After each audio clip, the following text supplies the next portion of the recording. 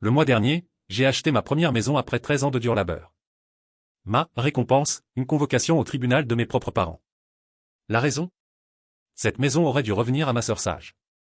Au début, je pensais qu'il plaisantait. Il ne plaisantait pas.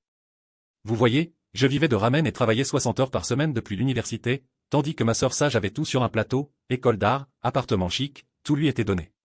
Quand elle a obtenu son diplôme avec un master en histoire de l'art coûtant 180 000 $, mes parents lui avaient promis qu'ils l'aideraient à acheter une maison. Le problème, c'est qu'ils étaient fauchés. Financer le style de vie de sage pendant 26 ans avait vidé leurs économies.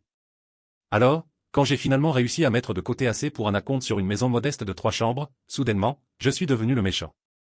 Leur avocat voulait que je transfère la maison à ma sœur, que je rembourse son crédit immobilier, que je verse 50 000 $ pour préjudice moral et que j'écrive une lettre d'excuse pour avoir brisé la famille. J'ai tellement ri que j'ai reniflé, puis j'ai raccroché. Le harcèlement a commencé immédiatement.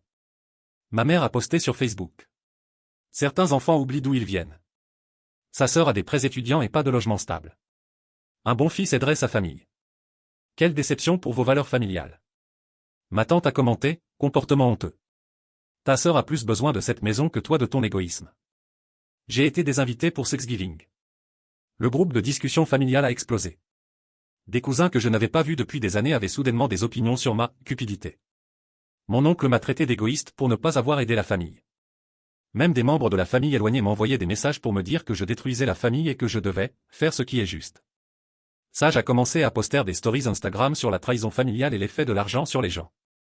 Elle s'est filmée en train de pleurer devant ma nouvelle maison, expliquant qu'elle voulait juste un endroit à appeler chez elle. Mes parents ont encore intensifié les choses. Mon père venait se garer devant mon travail et me suivait même au supermarché. Ma mère apparaissait à ma salle de sport pour faire des scènes, disant que je brisais son cœur. Ils ont même engagé un détective privé pour examiner mes finances, essayant de prouver que j'avais volé de l'argent ou reçu de l'aide. Quand il n'a rien trouvé, ils ont affirmé que j'avais sûrement obtenu un prêt illégal. Le jour du tribunal arrive. Mes parents viennent avec Sage et ma tante, tous portant des t-shirts assortis avec écrit en lettres géantes, « La famille passe avant tout ». Ils ont même amené un photographe pour documenter leur combat pour la justice. Le drame commence immédiatement.